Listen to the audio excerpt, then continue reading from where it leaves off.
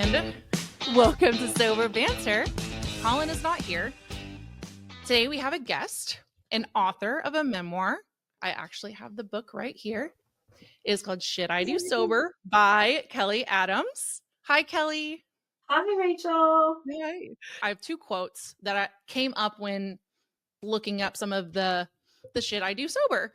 From everyday adventures to extraordinary escapes, Shit I Do Sober celebrates the resilience and determination required to embrace an unfiltered life. And I loved the quote too, that Kellie does an amazing job of telling her story and being very candid about it. When you know someone is struggling with addiction, you see the tips of the iceberg. Kellie's story lets us know what was below the surface, deep and wide. Yeah, that was one of my favorite reviews so far. I know exactly who wrote that. So sobriety date is June 9th, 2014. Yep. So congratulations. And you? Oh, so my mom is 2014. So you just celebrate 10 years. Yeah. Yeah. Well, oh, I guess. I'm closer to 11 now than 10. One day at a time. Oh, right? My mom is July 1st. Sober? Yes. That's great. And I was born in Battle Creek. So, I mean, they're from Lansing in Michigan. Oh, I was like, yeah. All my family is still out there. And I think my grandma's in Dearborn right now. Okay, yep. I had asked my mom if she knew where Costa, Michigan was, and she did not. But it is in the suburbs. We looked on a map and I saw where Lansing is, and it's got to be a pretty little town. It's tiny. Yeah, it was even tinier. So I grew up there from 67. Let's see, when did I move? I was born in 67. I moved in 93. It's a long time. Those are the exact years my mom did. That's crazy. That's awesome. Yeah, so very wild. Yeah, it was like idyllic childhood, honestly. And you hear a lot of times in sobriety, like unfortunate childhoods, right? That stunk. Mm-hmm. I mean, I had challenges, which I know you read about in the book. But when I think back to those times in Wacusta, I grew up on a gravel road, rode my bike to the general store. It sounds like one of those stories a 70-year-old tells you, right? Like, rode my bike to all the gravel store or gravel road to the store and whatever. It was super cool. It was a really good place to grow up, and I'm super thankful for it. Life was not without challenges, but I still have the best memories. And I always think if I could buy my old house back out there, I would. Yeah.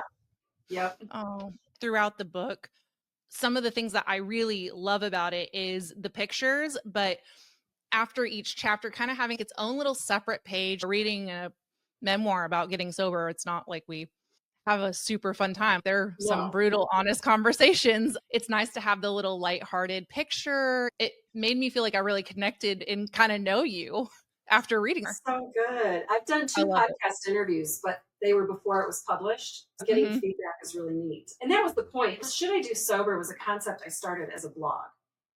And it really was just out of boredom when I was in early sobriety. It was like, I was making oatmeal one day, instant oatmeal. I mean, let's get real. And I noticed on the package, there was a measuring thing. You can measure your water on the package. And so that was one of my, like, should I do sober? Like, I'm aware enough to know, like, for 30 years, I've been making instant oatmeal. You can measure whatever. So, I relate a lot to that. In fact, right now I'm watching the series Lost, and I watched that years ago when I was still drinking. I remember nothing of it. I don't remember how it ended. So those insert pages, I mean, the title, Should I Do Sober? So those insert in between the chapter pages are all the shit I do sober. Within, like you said, the trauma and the depths of our bottoms. And it's funny, my brother read it, and I kind of warned him. He's 11 years older than me. And there's some stuff in there a big brother probably doesn't want to read, right? And he passed the book on a couple weeks ago. I told Sherry it was a sad story. I'm like, no, it's not. But it is.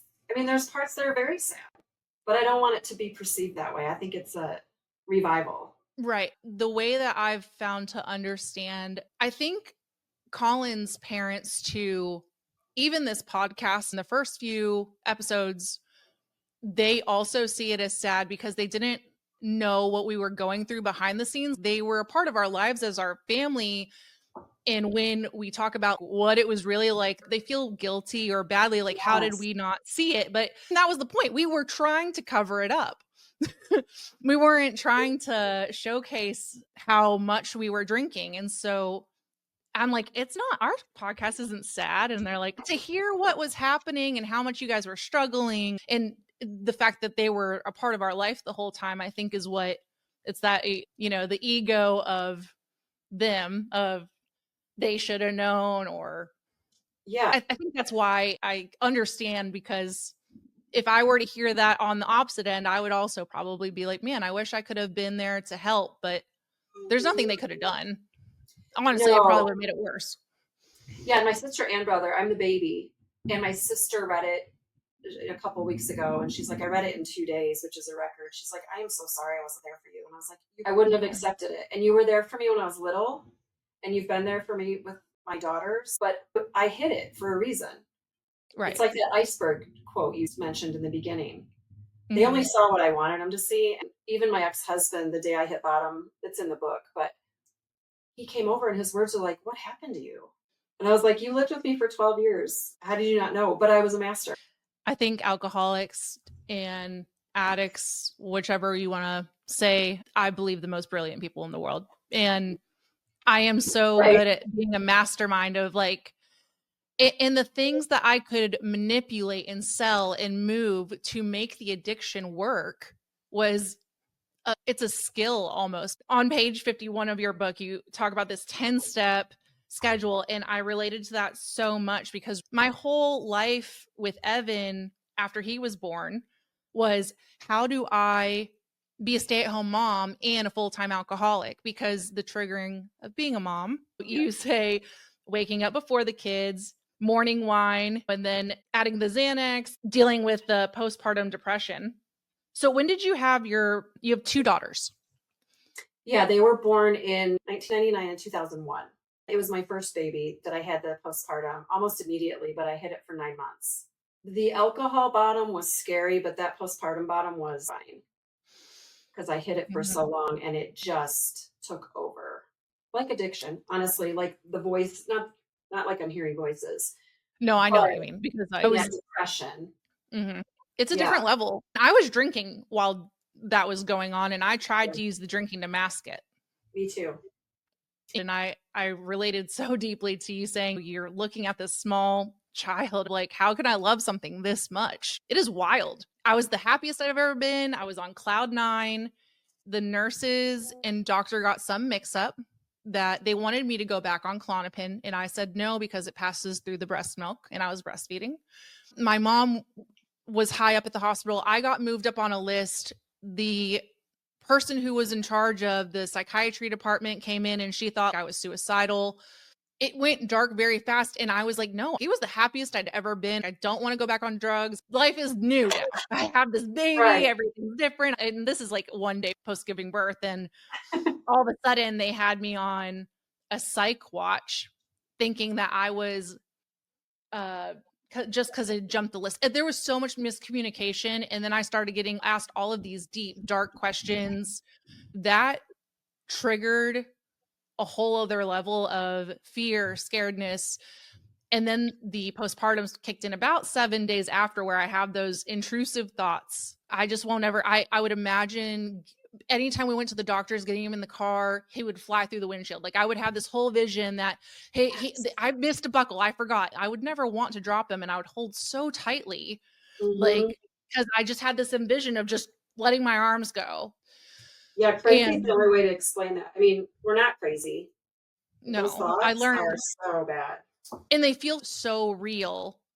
I learned that it's my brain trying to protect me from the fear of that happening, which is why they're running through these scenarios. I ended up having to then see a therapist because I'm that scared of being isolated and held in the hospital with all of these dark questions about suicide, about harming the baby. Can I afford to have the baby? They asked, like, am I financially stable enough? And I had to go to a therapist, and I had sticky notes all over the house. This is an intrusive thought. This is not real. Oh, I do that too. I still do that. Now they're usually prayers instead of that, but whatever. Post-it notes and dry erase markers, they're my favorites. Oh my God. So when I had read that, they had told me the reason they didn't want me to not go back on Klonopin is because postpartum can be so hard.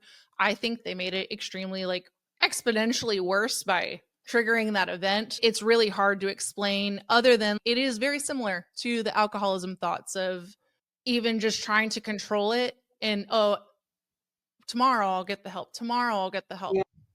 Yeah, for me, it was tomorrow I'll tell my husband because I hid it from him. He went to work and oh my gosh, it was desperate. And finally, one day I just had to put my daughter in a swing outside because those thoughts of hurting her came back. I was like, what? Why? I don't want to hurt this little human.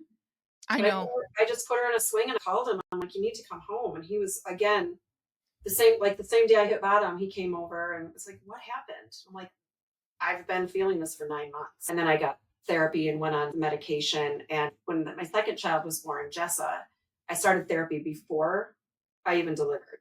And that one I didn't have any issues with, but I never stopped drinking. Yeah. And I mentioned the pharmacist warned me of drinking and taking the medication because they were all depressants. Oh, I didn't care about that. I didn't either. I would be like, they don't understand my tolerance. That warning is for people that aren't professionals like I was, like, and Colin and I still laugh about that. I shrugged it off, like, oh, he's talking to these people behind me in line, not me. Yeah, no. Anytime. 13, I got this, right? Yeah, exactly. What inspired you to write the memoir? Did you have like a moment where you're like, okay, here's a time I want to make my own book? Yeah. So as the blog and the Instagram started to grow a presence, I panicked a little bit. Like, well, I've always wanted to write a book. I just never knew what about. Who knew that sobriety would be the thing? But I started pulling those posts off Instagram because I realized it was probably worthy of a book. But when I started really doing the book, which was 2017, I got sober in 2014, I realized this is probably going to be a way bigger project than I thought. And sure enough, when I got my editor and sent her everything, she's like, you need to do a deeper dive on these stories. And that really inspired me to create what ended up a 250-page book. Otherwise, it was just, I don't know what I was going to do with it, but I was so panicked, like, what if someone steals my idea? So I pulled my Instagram page down, I pulled the blogs down, shut my website off.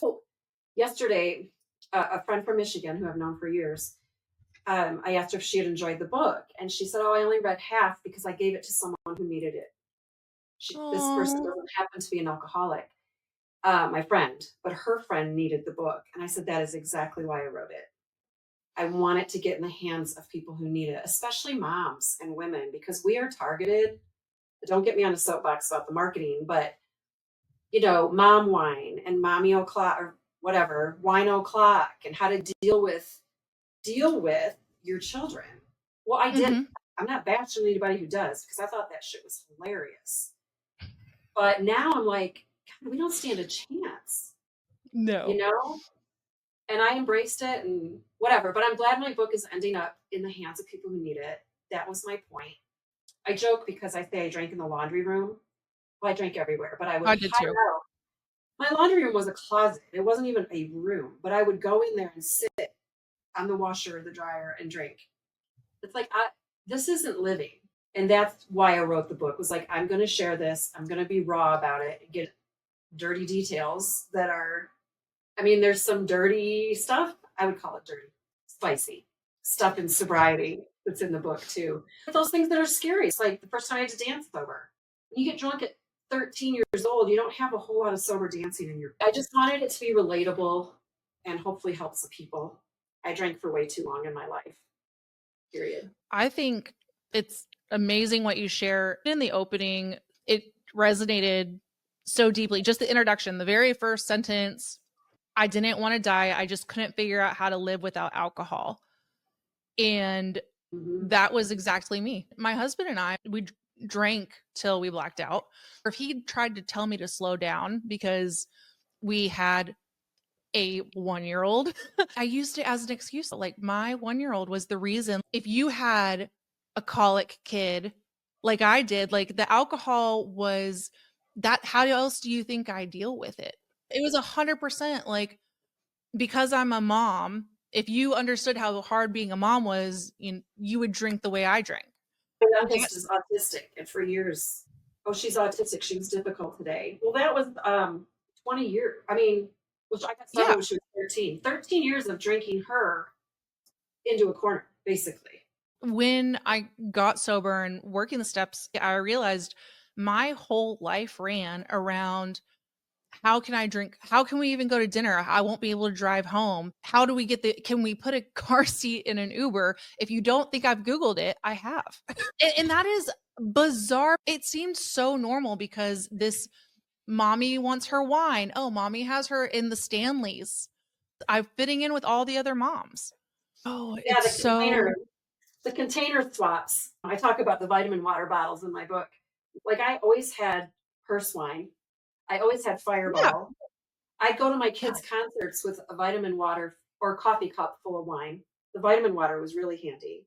The deception of our own brains by our own disease is crazy. And the links we go to, there's a post on Instagram the other day about a mom hiking and what a relief it is not to sneak wine into her Nalgene or her beverage pack or whatever.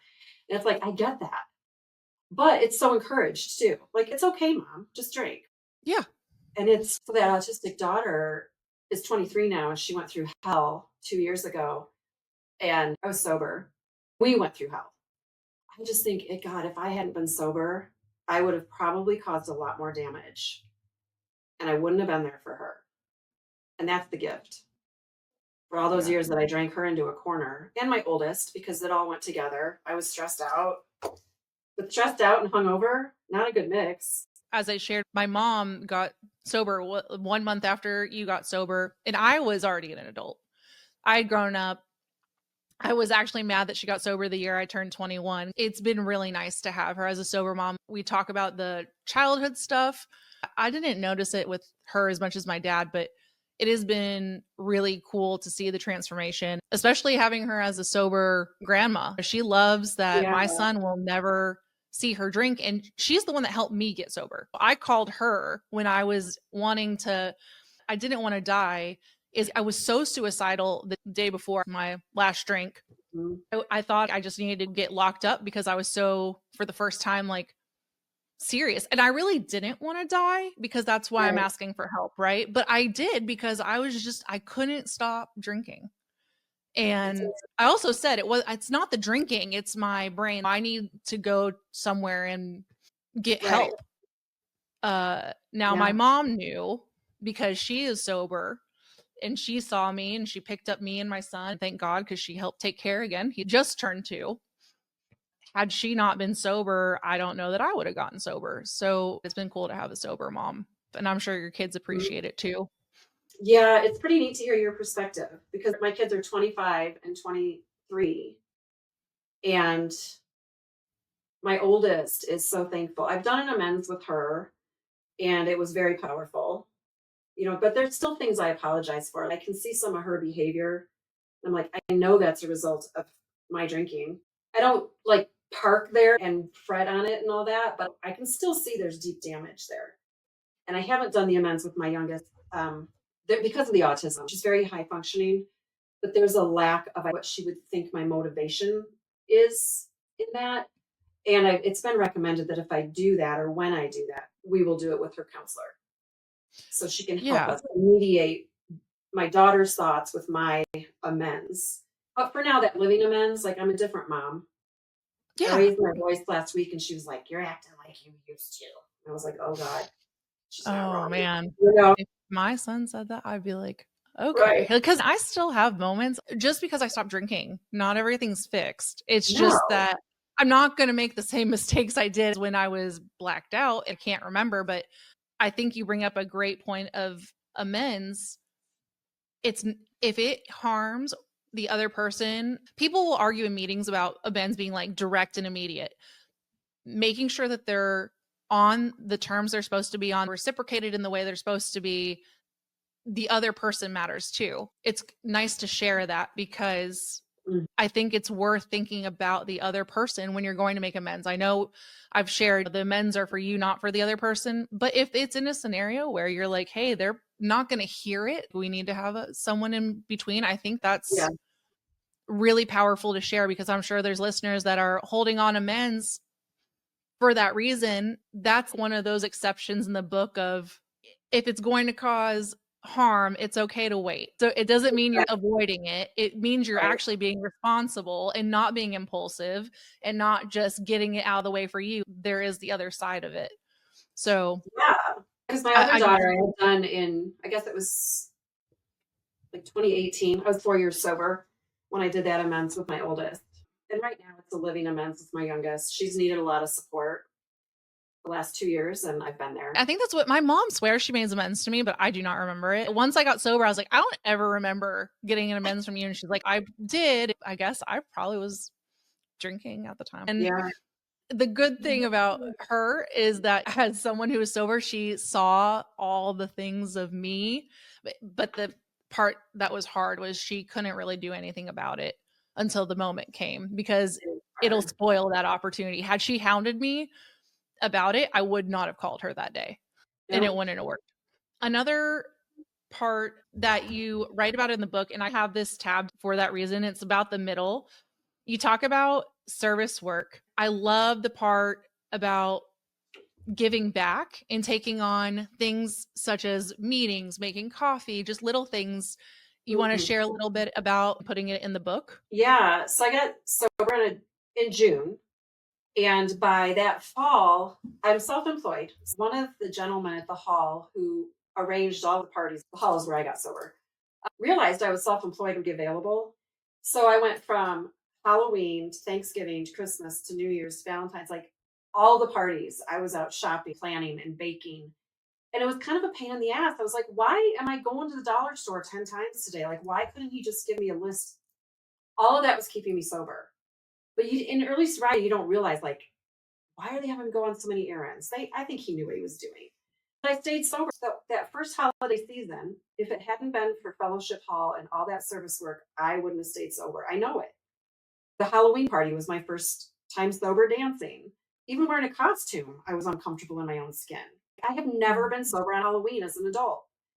So once I realized that, I think I started sponsoring when I was about 2 years sober, sponsoring other women. And just this week, I have a sponsee who was she was about 6 months sober, and she was complaining about her family not doing the dishes. And I was like, well, that's a common theme, right? Talking from one mom to another. I said, why don't you consider it service work? She's like, what? I'm like, seriously, if you're doing the dishes, you're not drinking.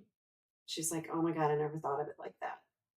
Yeah, so now, I have two sponsees. I do chair meetings at the hall. But in the beginning, it was washing coffee cups, it was making coffee, whatever I had to do.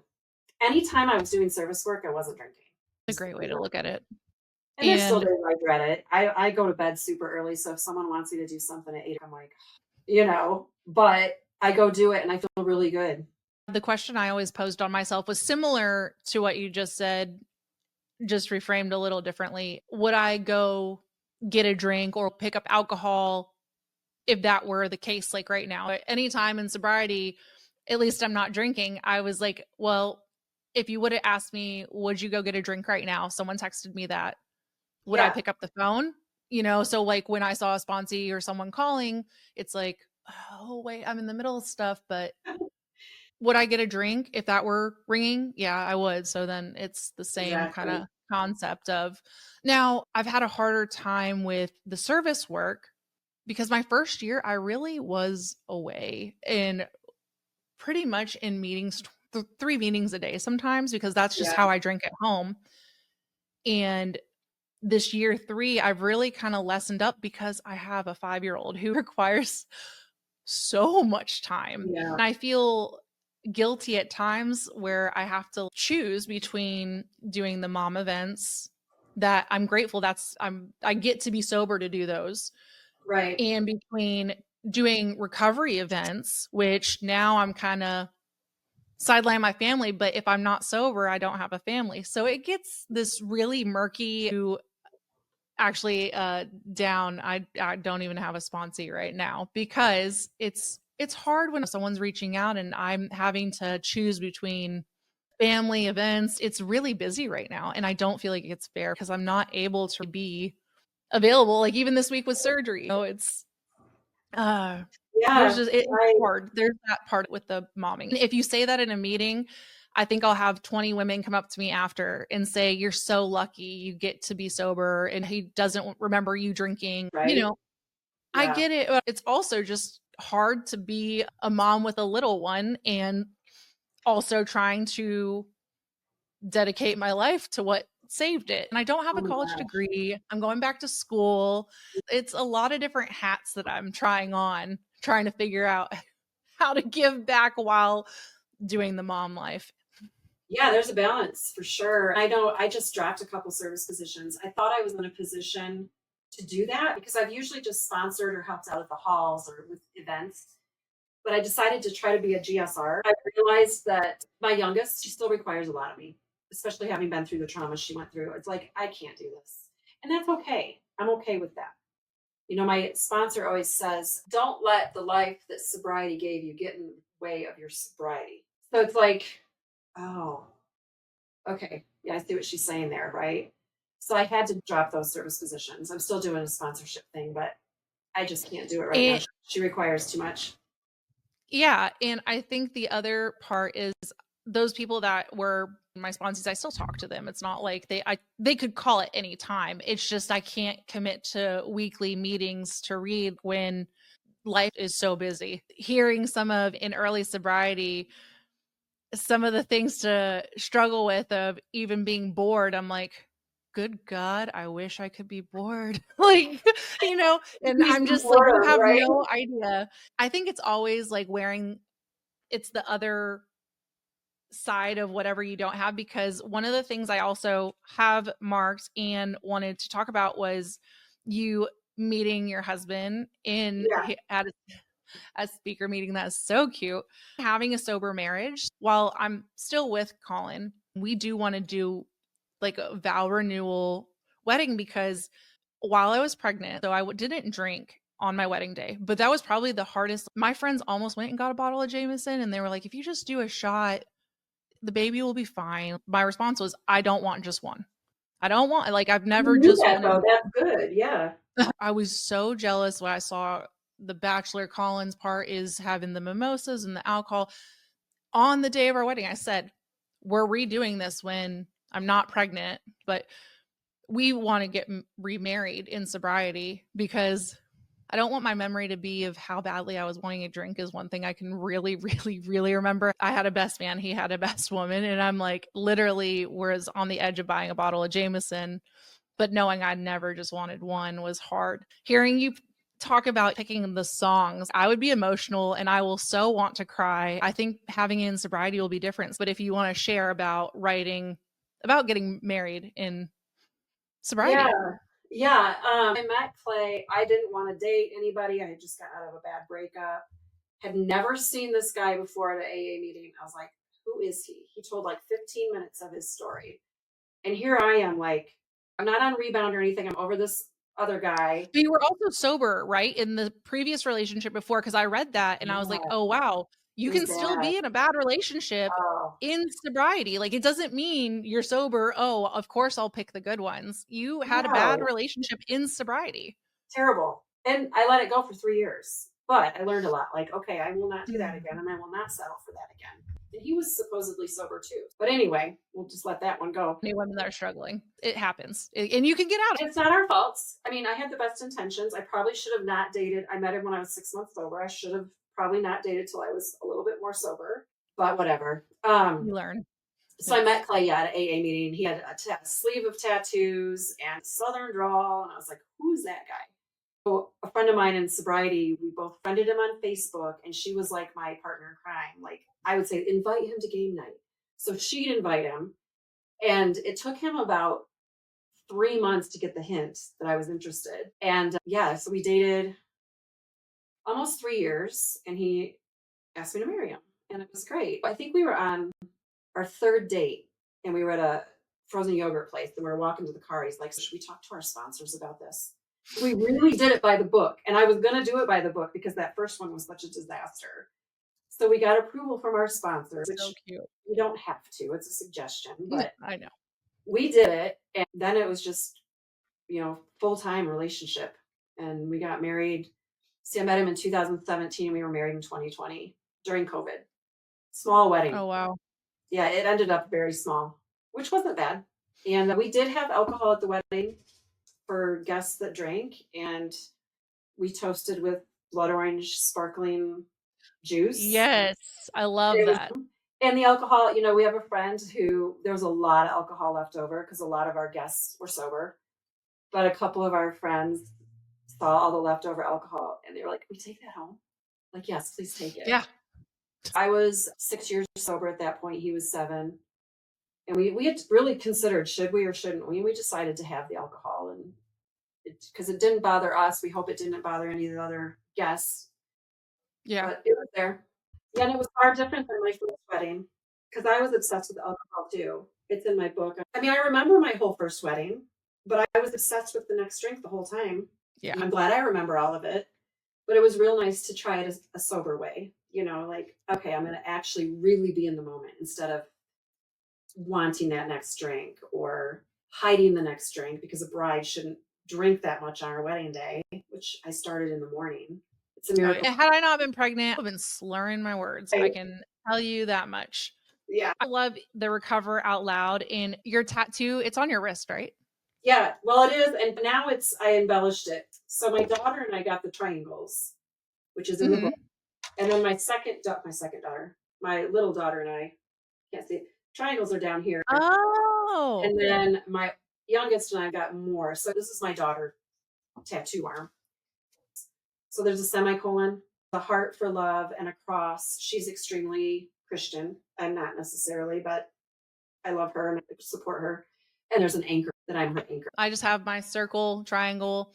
When I shared about wanting a tattoo, the feedback I got was don't jinx it, don't do it. I originally wanted my date. I left room to put my date. People are like, Yeah. you're going to be so mad if you have to change it. It scared me off not to get the date. Every time I look down at my wrist and see it, I love it. I've never once regretted it.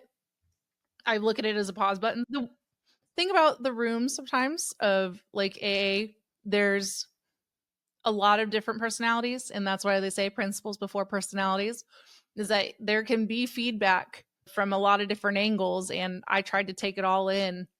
And now I'm so focused sometimes on the sobriety part that I'm not showing up for my family. It is just a very hard mix.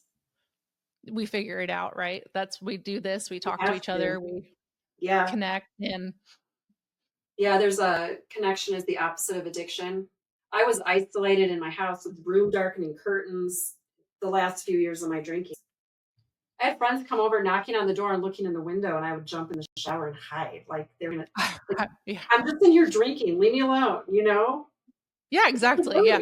Like you don't need to worry about me. And even the thought of having to add anything like the Halloween and the trunk or treats, it's like, good God, can I not just drink and leave me alone? I don't want to do this stuff. Right. Skip that. What's all this organized chaos I have to take part in? Just let me drink. Yes. Yeah. It's so crazy. So now that the memoir is out, it's published, is there anything unexpected, or how are you feeling after? Have any challenges arose in reflection or any revelations about writing the memoir? No, the only thing that came up, there were a couple parts in the book I thought I would get some pretty hard critique on, and I haven't yet. I'm not going to mention them. But I did have a lady who read it who was very uncomfortable with it. She's not one of us, but she was worried. She's like, I feel like I just read your personal diary. And I was like, that's a memoir. And what I said in my response was, if I don't bring the mess, people won't hear the message. So I brought the mess and I published it. And it is messy, but there's also a lot of beauty in that. Like, how do we grow without the mess? I don't think that's possible. I didn't understand that before I got sober. I was a little put off at first that she thought she was reading my diary, but it is. There's stuff in there that when I first got sober and did my first round of steps, I was mortified to share with my sponsor. And now it's public, right? But honestly, if I'm going to save some lives, one or two, and spare them what I went through for 34 years, it's worth it to me. So far, that's the only thing that's come out. Okay. That's interesting. I guess where the separation of someone recovery, someone not, I never even once thought that because this is, I understand. I'm like, oh yeah, me too. I can market me too. I will say, and this actually comes from the postpartum, is I was mortified to say any of that stuff out loud, probably Yeah. as much as my drinking before I walked into AA. Now 3 years in, talking about pretty much anything does not even alert me. I'm just like, yeah, Exactly. yeah, heard it, done it, or someone else I know has done it. Anytime you sit in an AA meeting, and I think that's the thing I was telling my brother was like, if you sat in on a few AA meetings, none of this would be shocking. This could be mild. I mean, my story's pretty mild. I think In it's my mild. mind, it's like I went through a lot of emotional stuff and deaths and postpartum and all that. But I've heard other stories, it's like, and we laugh about it in AA meetings. Some of our most tragic stories, we're laughing. I remember when I was in early sobriety, like, oh my God, Mhm. how are they laughing? That should be embarrassing. It doesn't matter anymore. But that is the difference 100%. between someone who's never sat in an AA meeting or tried sobriety and realizing you have to spill the dirt to get Yeah, better. you do. And Yeah. so I was the only really reason I was opening up about the postpartum depression, and it was someone who was one of my drinking buddies. She came over with bottles of wine, and our kids were, I think, 6 months apart. She's asking, how are you dealing? Do you have postpartum depression? And of course, my answer is no, just like the same as I would feel with alcoholic. And she's like, man, it was really hard. And she had shared one of the scariest ones for her. Oh, And her sharing that, I was like, oh my God. Well, I thought about my son going through the window of the car. And it got to where we could actually say it. And when I said it out loud, it kind of lost its power. And that's when I actually sought help and started being honest about the thoughts I was having, because I felt like if I were to say it out loud, even to my husband, it would become real, or he would think I was crazy and then I would be away from my baby. But it took another mom sharing, this is kind of what happened, to where I'm like, oh my God, I'm not alone. So I think yeah. putting that stuff in with sobriety, if you don't have an addiction, it might sound a little crazy to you, but it doesn't sound crazy to this person that's like, oh my God, I didn't know I wasn't the only one. Well, and I think both the common denominator with postpartum depression and addiction or alcoholism is shame. The reason we continue to suffer is shame. We don't, and I always say, use your voice. It'll take the power away once you start talking about it. And in 1999 and 2000, postpartum wasn't that talked about. I remember I was so pissed because Tom Cruise was on Oprah or one of those shows. And he was making fun of women who had postpartum. And he was jumping up and down on the couch like crazy. I was like, you asshole. I could have died. My child could have died. It was that serious. It Back then, feels I very was like, real. yeah. And I told my husband, I'm going to write a book about postpartum, which I never did because I was still drinking and didn't have the bandwidth to write a book. But I so badly realized like women were hurting. And it's the same thing with alcohol. Like women are hurting, and so are men. I'm not trying to belittle male alcoholism. It's just the targeting toward women and moms is so brutal. It's relentless. When the kids were little, they were probably like 5 and 7. I used to take them to this public pool in Bozeman, Montana, where we lived. And I remember I was drinking at the pool while they were swimming, reading this book called Mommies Who Drink. On the cover, this lady had a glass of wine or a martini and a lampshade on her head. It was hysterical because I related to every bit of that book as a drinking mom. Now I'm like, oh my God, just me sitting at a pool drinking wine while my kids are swimming. I'm laughing at a book about alcoholism, basically. I didn't realize it at the time. So now I'd like my book to be that relatable, but on the flip side, right? Sober moms, shit we can do when Yeah. we're sober. I believe your book will get into the hands of people who need it. Again, if they don't, it should be like a congratulations if you don't get it, because you probably have never had a drinking problem. If that doesn't sound relatable, congrats. You're probably a normie. As you were already told, this book was handed to someone who needed it. And I think it can be the softer, easier way, and maybe even a way to read about the rooms of AA. Looking at you, who you are, looking at Instagram or reading your book, you're like, oh, okay, so it happens to normal people, because people think it's like the homeless AA meeting is like Oh my God. sitting. I don't know how else to explain. It's not what you think. I promise. Just go listen to an open meeting and you'll be like, oh, this is nothing probably like what I thought. But yeah, I think you do a great job. And I like that in the beginning of all the chapter labels, you have it very well displayed to where if someone wants to go to a specific section that they want to say, oh, I'm dealing with having 1 year sobriety. Oh, okay. I kind of want to read at 1 year. And I like that you have the dry drunk, the God, the big deal. You even have the part where you're talking about your brother, the sex section, Exactly. grief.